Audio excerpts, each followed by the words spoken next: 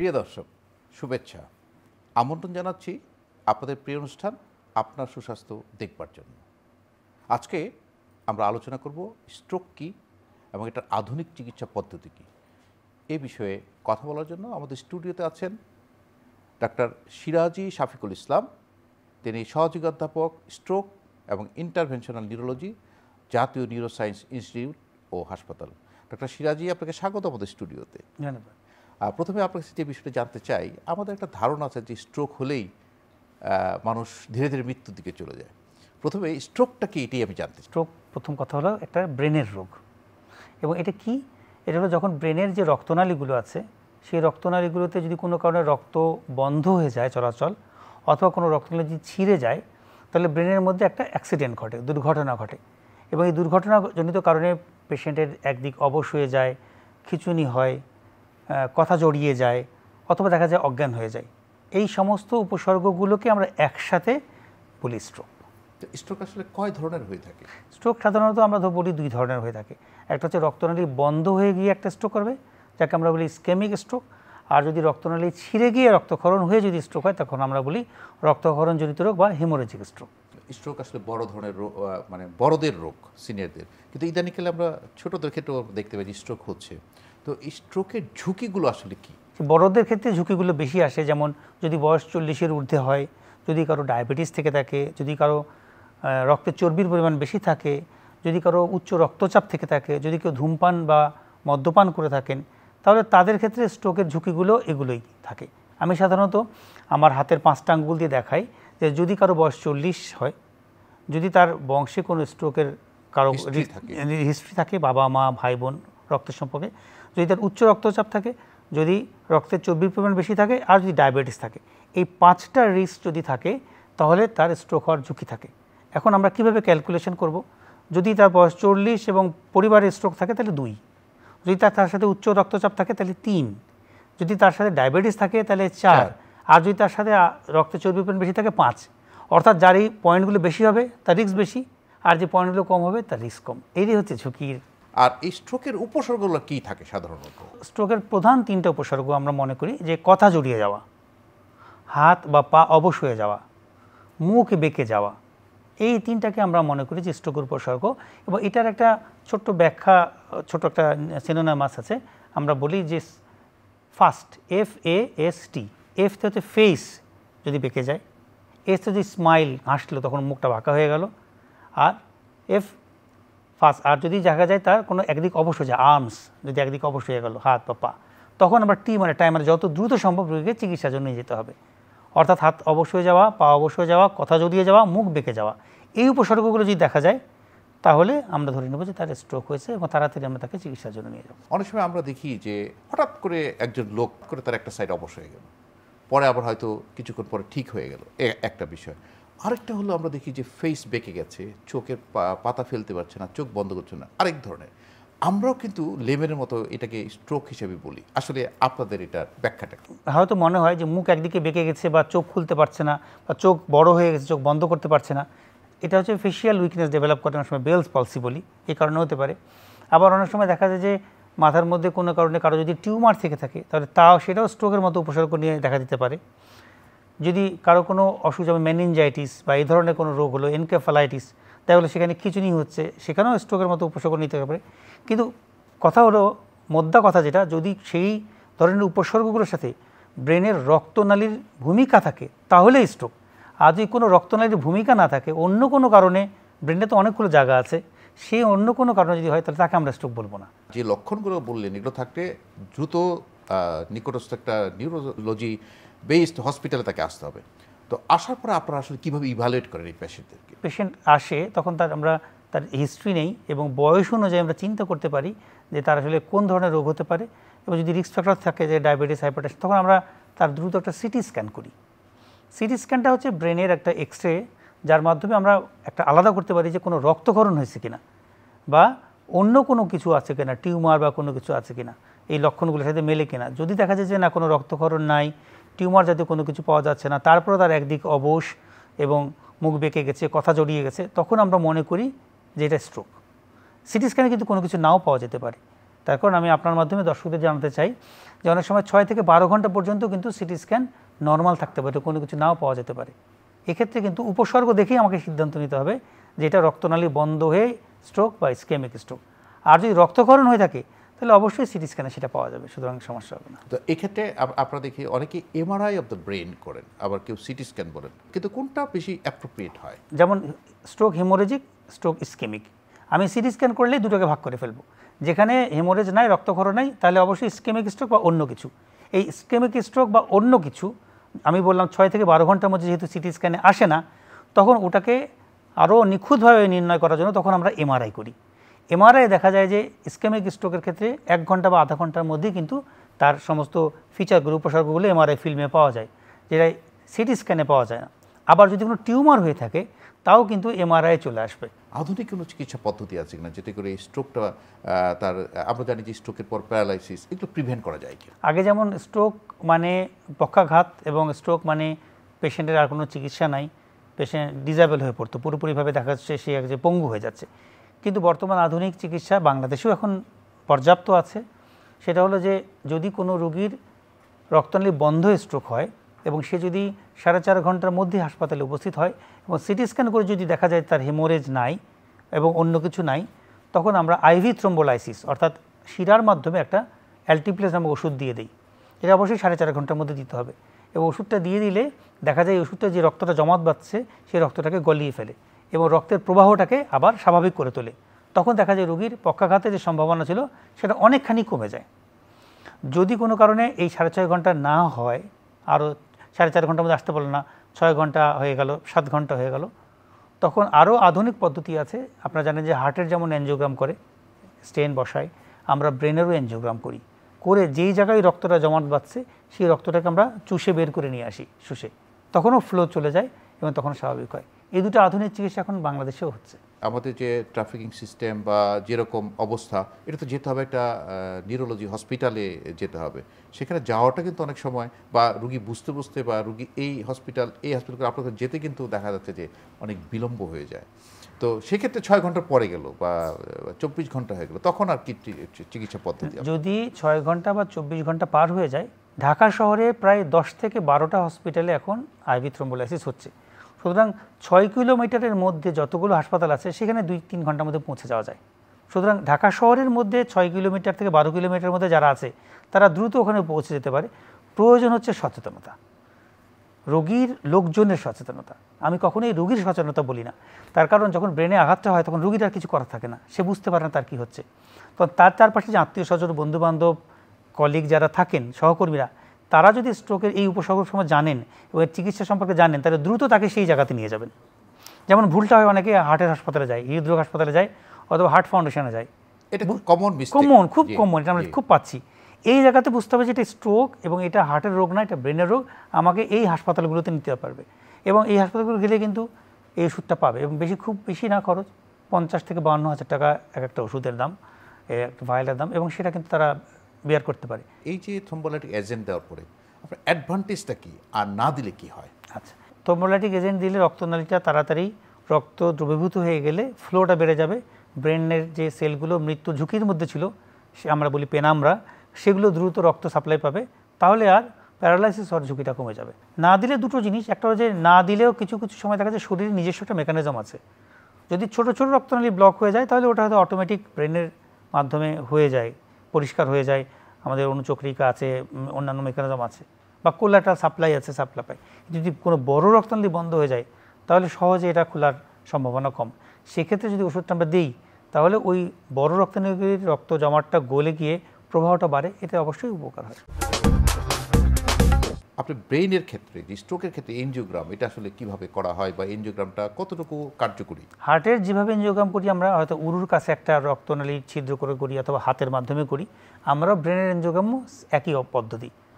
উরুর কাছ দিয়ে একটা ছিদ্র রক্তনালী দিয়ে আমরা ফিমেল আর্টারি দিয়ে আমরা ঘাড়ের কাছে পৌঁছাই এবং সেখান থেকে এক ধরনের কন্ট্রাস্ট, এক ধরনের ওষুধ দিই, ওটা ব্রেনের মধ্যে ছড়ায় এবং ওটা যখন গতি আসে তখন আমরা ওটা ভিডিও ক্যামেরার মাধ্যমে হোক, এক্সরে ক্যামেরার মাধ্যমে আমরা ওটাকে ধারণ করি এবং তার মাধ্যমে আমরা দেখি যে ব্রেনের কোন রক্তনালী চিকন হলো, কোনটা ফেটে গেছে, কোন জায়গায় অ্যানোরিজম আছে, কোন জায়গায় এভিএম আছে, এবং তখন সেটা আমরা রিপেয়ার করি ওইভাবেই। আমরা যেটা জানি হার্টের এনজিওগ্রামের মধ্যে রিং লাগানো হয়, যাতে করে যে ব্লকটা না হয় বা রক্তনালী চেপে না যায়, সেসব ক্ষেত্রে আপনারা ব্রেনের ক্ষেত্রে কি করেন? আমরা ব্রেনে এনজিওগ্রাম করে যদি কোনো জায়গায় রিং বা স্টেন্ট বসানো লাগে আমরা স্টেন্ট বসাই, সেটা ঘাড়ে বসাই অথবা মাথার ভিতরে বসাই। তারপরে যখন অ্যানোরিজম রক্তক্ষরণজনিত রোগের কারণে যেটা হয় কয়েলিং বসাই, তখন ওর ভিতরে আমরা কয়েল এক ধরনের থ্রোম্বাস জিনিস কয়েলিং বসিয়ে দিই, ওটা কমপ্লিটলি সিলড হয়ে যায়। আবার দেখা যাচ্ছে রক্তনালীর মধ্যে এভিএম বলি আমরা, আর্টিফিশিয়াল ম্যালফরমেশন, একটা রক্তনালীর সাথে একটা রক্তনালী জোড়া লেগে গেছে, জন্মগত হতে পারে অথবা কোনো ট্রমার কারণে হতে পারে হয়। তখন আমরা ওই যেই জায়গায় ফেটে গিয়ে একটার সাথে একটা জোড়া লেগে গেছে ফিস্টুলা বলি, ওই জায়গাতে আমরা বন্ধ করে দিই গ্লু বা লিকুইড কিছু এম্বোলিক এজেন্ট দিয়ে বন্ধ করে দিলে ওটা আর প্রবাহিত হয় না, ফাটেও না, রক্তক্ষরণের রোগীও বেঁচে যায়। এটা তো হলো যে আপনি স্ট্রোক করার পরে আমরা কিন্তু অনেক সময় হার্টের ক্ষেত্রেও দেখি যে তার আসলে ব্লক আছে কিনা জানার জন্য অনেক সময় যে হার্ট অ্যাটাক ছাড়াও তাকে এনজিওগ্রাম করে জেনে নেওয়া হচ্ছে যে তারপর এরকমটি কি আপনাদের ব্রেনেও করা হয়? হ্যাঁ, যেমন ট্রানজিয়েন্ট ইসকেমিক অ্যাটাক বলে একটা কথা আছে, যখন টিআইএ হয় তখন আমরা বুঝি যে একটা স্ট্রোক হওয়ার সম্ভাবনা আছে, ঝুঁকি আছে, সে একটা অ্যালার্ম দিয়েছে, একটা সতর্কবাণী দিয়েছে। আমরা এই রোগীর দ্রুত একটা duplex study of neck vessel করি, নেকের ভ্যাসেলের ঘাড়ের আল্ট্রাসাউন্ড রক্তনালীর, ওই আল্ট্রাসাউন্ড করে যদি দেখি যে সেখানে মোর দেন 60 বা 70% ব্লক আছে, ওখানে একটা ক্যালসিয়াম চর্বি জমে প্লাক জমে আছে, ওখান থেকে ফ্লো কমে যাচ্ছে, রক্ত প্রবাহিত হচ্ছে না, তখন আমরা বুঝতে পারি যে এইটাই হচ্ছে এর কারণ, এর কারণেই তাই ট্রানজিয়েন্ট ইসকেমিক অ্যাটাক হচ্ছে।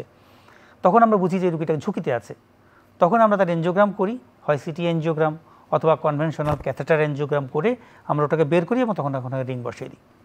আবার ধরেন কোনো একটা পেশেন্ট প্রচণ্ড মাথা ব্যথা নিয়ে আসলো, তীব্র মাথা ব্যথা, এবং সেই সাথে দেখা যাচ্ছে তার জ্ঞান হারিয়ে ফেলেছে বা খিঁচুনি হয়েছে, আমরা সঙ্গে সঙ্গে সিটি স্ক্যান করি। সিটি স্ক্যান করে যদি দেখি সাব অ্যারাকনয়েড হেমোরেজ বলে আমরা একটা আলাদা শ্রেণীভাগ আছে, শ্রেণীভাগ আছে, তখন ওই শ্রেণীর পেশেন্টগুলোর আমরা সিটি স্ক্যান করার পরে তখন আমরা সিটি এনজিওগ্রাম অথবা কনভেনশনাল এনজিওগ্রাম করি, করে দেখি যে কোনো রক্তনালী ফুলে গেছে বা অ্যানোরিজমের মতো হয়ে আছে, তখন ওইটাকে আমরা বন্ধ করে দিই।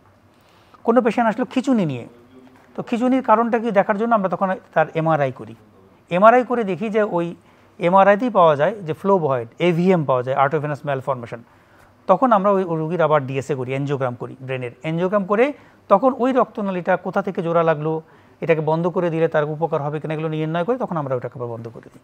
So CT scan, duplex study, city angiogram, MRI এইগুলোকে আমরা আগে করে নিই, করে এইগুলো থেকে যখন আমরা পাই যে এইটার এই রোগ আছে তখন আমরা ডিএসএ করি, নির্ণয় করি, তখন আমরা চিকিৎসা করি। আমাদের দেশে যেটা হয় যে হার্টের ক্ষেত্রে যেটা হয় এনজিওগ্রামটা হয়তো অ্যাকিউট স্টেজে একবার করা হয়, আবার পরবর্তীতে যদি সে দেরি করে আসে পরবর্তী সময় করা হয়। আর ব্রেনের ক্ষেত্রে এনজিওগ্রামের আসলে কোনো ডিউরেশন আছে কিনা? ঠিক একদমই ওরকমই, যদি অ্যাকুট স্ট্রোকে আসে, অ্যাকুট স্ট্রোক নিয়ে আমরা সঙ্গে সঙ্গে এনজিওগ্রাম করি, করে যেইখানে ব্লক হয়েছে সেই ব্লকটাকে ছুটাই দেই, যদি রিং পরানো লাগে বা স্টেন পরানো লাগে সঙ্গে সঙ্গে করি। যদি কোনো রক্তনালী ফেটে গেছে, ফেটে যাওয়ার পরে একটা অ্যানোরিজম পাওয়া গেল, আমরা সঙ্গে সঙ্গেই ওই রুগীটার অ্যানোরিজম কয়েলিং করে দিই, কারণ 0 to 4 days হচ্ছে গোল্ডেন টাইম, এই সময়টা হচ্ছে সবচেয়ে উপযুক্ত রোগীর জন্য সময়, তা নাহলে এটা আবার ফাটতে পারে, এবং একবার ফেটে রক্তক্ষরণ হওয়ার পর যদি দ্বিতীয়বার ফাটে তাহলে পেশেন্টের ঝুঁকি হয়ে যায় অনেক বেশি, অনেক মারাত্মক, ব্রেন অনেক ড্যামেজ হয়। এই জন্য আমরা দ্রুততার সাথে এনজিওগ্রাম করে দ্রুততার সাথেই আমরা কয়েলিং করে দিই, দ্রুততার সাথে, সময় নষ্ট করি না আমরা। আর আরেকটা কথা আপনি বলছেন যে একটা হলো ইসকেমিক স্ট্রোকের কথা বলছেন, আরেকটা হচ্ছে হিমোরেজিক স্ট্রোক, রক্ত জমে গেছে, তো সেখানে আপনাদের ইন্টারভেনশনের কোনো রোল আছে? আমরা দেখি যেটা একটা রক্ত জমে গেছে, এনজিওগ্রাম করলাম, এনজিওগ্রাম করে আমাদের এন্ডোভাস্কুলার কাজ করার কোনো কিছু নাই, তাহলে এটা আমরা নিউরো সার্জন যারা আছেন, শল্য চিকিৎসক, নিউরো, তাদেরকে আমরা রেফার করি, তারা তখন এই রক্তটাকে বের করে দেওয়ার জন্য তাদের পদ্ধতিতে এন্ডোভাস্কুলার হোক বা ওপেন সার্জারি হোক করে এটাকে বের করে দেয়, ওখানে আমাদের তেমন কোনো ভূমিকা নেই। তো এই স্ট্রোক এবং প্যারালাইসিস যখন হয়ে গেল, তো এর পরবর্তীতে তখন এটা কি এই প্যারালাইসিসকে রিটার্ন করা সম্ভব কিনা বা আর কোনো পদ্ধতি আছে? আচ্ছা, অবশ্যই, কারণ স্ট্রোকের চিকিৎসা হলো, কিন্তু এই পেশেন্টটাকে স্বাভাবিক জীবনে ফিরিয়ে আনাটা অনেক বড় চ্যালেঞ্জ, সেই জন্য তাকে ফিজিওথেরাপি এবং রিহ্যাব এই দুটো পার্টে আমরা যেতে চাই। যেমন ধরেন একটা পেশেন্টের একদিকে অবশ হয়ে গেছে, স্ট্রোক করেছে, আমরা থেরাপি করে দিলাম, রিং বসিয়ে দিলাম বা অ্যানোরিজম কয়েলিং করে দিলাম, কিন্তু তার তো রক্তক্ষরণের কারণে ব্রেন ড্যামেজ হয়েছে, তখন তার আমরা ফিজিওথেরাপি দেওয়া শুরু করি, লিম ফিজিওথেরাপি, যদি কথা বলতে না পারে তাহলে স্পিচ থেরাপি, এবং তারপরে সে কীভাবে জীবনযাপন করবে রিহ্যাবিলিটেশনও করি, অনেক সময় জব পরিবর্তন করতে হয়। তো এই speech therapy, limb physiotherapy, rehab therapy, এটা কিন্তু অনেক বড় পার্ট। কোনো মেডিকেশন কি খাওয়ার প্রয়োজন আছে তখন এটাকে, ব্রেনটাকে আবার রিজেনারেট করা বা কোনো নতুনভাবে চালু করার কোনো পদ্ধতি? অবশ্যই অবশ্যই, আমাদের কিছু নিউরোপ্রোটেক্টিভ ড্রাগ বলা হয়, অর্থাৎ স্নায়ুগুলোকে যেন সংরক্ষণ করা যায়, এই জন্য আমরা স্ট্রোক হওয়ার পরপরই আমরা কিছু ওষুধ দিই, যে ওষুধগুলো যেই ব্রেনগুলো বেঁচে আছে, আমাদের মূল টার্গেটটা হলো যে স্যালভেজেবল যেই টিস্যুগুলো, অর্থাৎ যে ব্রেনগুলো এখনও ক্ষতিগ্রস্ত হয়নি, মারা যায়নি কিন্তু মরা মরা অবস্থায় হয়ে আছে, তাদেরকে রক্ত সাপ্লাই করে ওষুধ দিয়ে বিভিন্নভাবে হোক তাকে যদি আমি টিকিয়ে রাখতে পারি, পরবর্তী যদি আমি রক্তপ্রবাহ বাড়ে তখন যদি সে বেঁচে থাকে, তাহলে ওই সেলগুলোই কিন্তু তার ওই ফিজিওথেরাপির সময় অ্যাক্টিভেটেড হবে এবং তারপরে সে কাজ করবে। তো তখন আমরা কিছু ওষুধ দিই অবশ্যই। ফিজিওথেরাপির মাধ্যমে তার যে মাসল বা অন্যান্য যে লিগামেন্ট ট্যান্ডনগুলো এগুলোতে স্ট্রেংথেনিং করা হয়। আর আপনারা যে ব্রেন সেলও অ্যাক্টিভ হয়, এটাকে বলে নিউরোপ্লাস্টি। অর্থাৎ আমাদের ব্রেনের দুটো অংশ, ডান দিকে বাম দিকে, একদিক থেকে 30 ভাগ আর একদিক থেকে 70 ভাগ, এভাবে ভাগাভাগি করে আমাদের শরীরে ভাগ করে দেওয়া আছে। দেখা যায় যে একটা ব্রেনের 80 ভাগের বেশি, 20 ভাগের বেশি আমরা ইউজ করি না, আমাদের 80 ভাগই পড়ে থাকে ব্রেনের মধ্যে। এখন স্ট্রোক হয়ে গেছে, যখন আমরা এই ব্যায়ামটা করাবো তখন বাকি যে অংশটুকু কোনো কাজ করেনি এতদিন, তারা আস্তে আস্তে আস্তে ডেভেলপ করে অ্যাক্টিভেট হয় এবং এইভাবে দেখা যায় নিউরোপ্লাস্টি হয়। তখন এই অ্যাক্টিভিটিটা বাড়ে এবং তারা তখন টেক অফ করে ওই জায়গাটা, তারা ওই উদ্যোগটা নেয়, তখন বাড়ে। এই জন্য ফিজিওথেরাপির একটা বিশাল ভূমিকা আছে। ফিজিওথেরাপি আসলে আপনি বলছেন কতদিন করা উচিত একজন স্ট্রোক পেশেন্ট? 90 দিন টানা ফিজিওথেরাপি রিহ্যাব থাকা উচিত। 90 দিন টানা ফিজিওথেরাপি রিহ্যাব করলে তার ওই ব্রেনের সেলগুলো আবার 80 ভাগ উন্নত হয়। জি। আরেকটি প্রশ্ন, আপনি একটু আগে বলেছিলেন যে টিআইএ হঠাৎ করে স্ট্রোক হয়ে যায়, তারা ঝুঁকিতে থাকে বেশি। তো এই ধরনের টিআইএ মানে টিআইএটা আসলে লক্ষণগুলো কি থাকে, আমরা কিভাবে বুঝবো যে তার টিআইএ হয়েছে? ট্রানজিয়েন্ট ইসকেমিক অ্যাটাক বা টিআইএ যেটা বলি, সেটা হলো একটা ঝুঁকির একটা প্রথম একটা আলামত তৈরি করা। কিভাবে, যে একজন ভদ্রলোক হয়তো ভাত খাবার জন্য হাতে তুলেছে ভাত, হঠাৎ করে হাতটা পড়ে গেল, অথবা একটা চামচ হাতে নিয়েছে, চামচটা হাত থেকে পড়ে গেল, অথবা উনি বিছানা থেকে নামতে গেছে, দাঁড়াইছে, দেখা যাচ্ছে পায়ে শক্তি পাচ্ছে না, অথবা কিছু বলতে চাচ্ছিল, বলতে বলতে হঠাৎ থেমে গেছে, কথা বলছে না, অথবা হয়তো একদম ভবলেশী নিভে তাকায় আছে, কিছু বলছে না, কিন্তু দেখলো 5-7 মিনিট বা 1 ঘন্টা পরে আবার ঠিক হয়ে গেছে, হাতও ঠিক হয়ে গেছে, পাও ঠিক হয়ে গেছে, কথা বলছে। এরকম হয়তো পরপর দিনে দুটো ঘটনা ঘটলো। এই যে মাঝখানে কয়েকটা সময় ভালো থাকছে, আবার খারাপ থাকছে, আবার ভালো থাকছে, আবার খারাপ থাকছে, এই যে সময়টা, এইটা হচ্ছে ট্রানজিয়েন্ট। অর্থাৎ রক্তনালী কখনো বন্ধ হচ্ছে, আবার গতিতে খুলে যাচ্ছে। যখন বন্ধ হচ্ছে তখন তাকে একটা উপসর্গ দিচ্ছে, আবার যখন খুলে যাচ্ছে তখন আবার স্বাভাবিক হচ্ছে। সবাই এই জায়গাটাকে ইগনোর করে, এটাকে গুরুত্ব দেয় না। এই জায়গাটা সবচেয়ে বেশি গুরুত্বপূর্ণ সময়। এই সময় যদি কেউ ডাক্তারের নিউরোলজিস্টের পরামর্শ নেয়, এবং নিউরোলজিস্ট তখন সঙ্গে সঙ্গে তার কিছু পরীক্ষা নিরীক্ষা করে বের করতে পারে তার সমস্যাটা কোন জায়গায়। তো সেই ক্ষেত্রেটা যে কথা বলছে আপনার টিআইএ, মাঝে মাঝে হঠাৎ করে তার প্যারালাইসিস হলো, আবার ভালো হলো, তখন কিন্তু আমাদের আসলে মানুষের একটা মনোভাব আছে, বাতাস লেগেছে অথবা উপরি কোনো কিছু অ্যাটাক করেছে, তখন দেখা যায় মানুষ কিন্তু অপচিকিৎসার দিকে ঝুঁকে পড়ে, আর বিভিন্ন জায়গায় তারা গ্যারান্টি সহকারে প্যারালাইসিস ভালো করে। এই বিষয়টা একটু সচেতন হওয়ার জন্য যদি আপনি একটু বলতেন যে কী করা হয়। স্ট্রোক কোনো বাতাস, কোনো ভূত আসর না, এটা আসলে একটা সম্পূর্ণভাবে ব্রেনের রক্তনালীর রোগ। রক্তনালীর ভিতরে যা যা আছে, তার মধ্যে উচ্চ রক্তচাপ, ডায়াবেটিস, কোলেস্ট্রল বা আরও অনেক কারণ আছে, যেগুলো কারণে রক্তনালীটা বন্ধ হয়ে বা ছিঁড়ে গিয়ে স্ট্রোক হচ্ছে। এবং ট্রানজিয়েন্ট ইসকেমিক অ্যাটাক তারই একটা অংশ।